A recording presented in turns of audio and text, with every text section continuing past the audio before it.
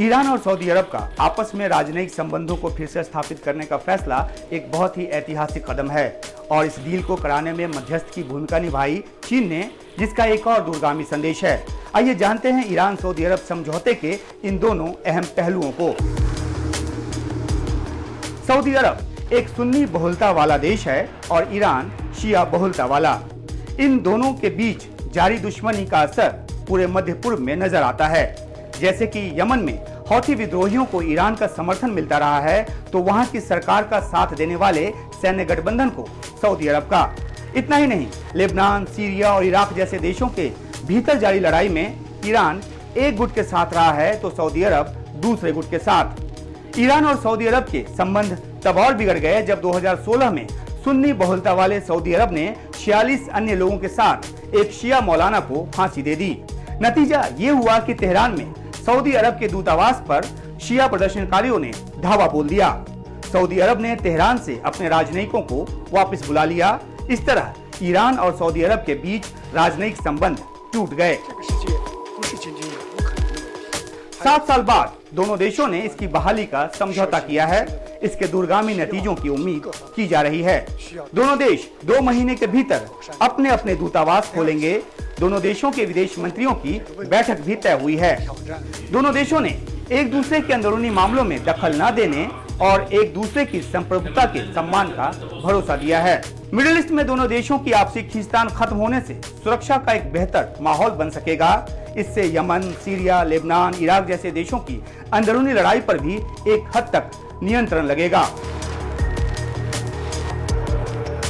Iran पर अमेरिकी प्रतिबंधों के मद्देनजर सऊदी अरब उसके साथ किसी बड़े व्यापारिक सहयोग की तरफ बढ़ेगा, इस पर अभी शक जताया जा रहा है। लेकिन ईरान के साथ समझौते के पीछे सऊदी अरब का यूएई के साथ प्रतिस्पर्धा को भी माना जा रहा है।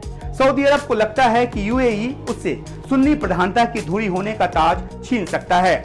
यूएई ईरान को अमेरिकी प्रतिबंधों को धत्ता बताकर सामान खरीदने बेचने में मदद करता है, जिससे उसे भारी मुनाफा होता है।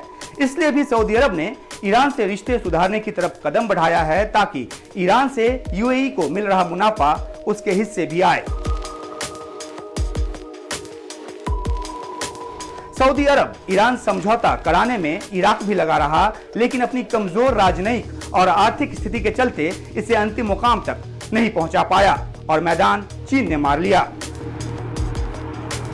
दरअसल पिछले कई दशकों में मिडिल ईस्ट में अमेरिका का असर कम से कमतर होता गया है। चीन की मध्यस्थता में हुए ईरान सऊदी अरब समझौते को मिडिल ईस्ट में चीन के बढ़ते असर और उसकी बढ़ती भूमिका के तौर पर देखा जा रहा है। इस तरह चीन लंबे समय के लिए मिडिल ईस्ट से अपनी ऊर्जा संबंधी जरूरतों की आपूर्ति का भविष्य सुनिश्चित करना चाहता है। यह समझौता एक ऐसे मौके पर आया है जब चीन के राष्ट्रपति शी जिनपिंग ने तीसरा कार्यकाल संभाला है। उन्होंने 2022 दिसंबर में सऊदी अरब का दौरा किया था। ईरान के राष्ट्रपति इब्राहिम रईसी पिछले महीने यानी कि फरवरी में ही चीन के दौरे पर थे।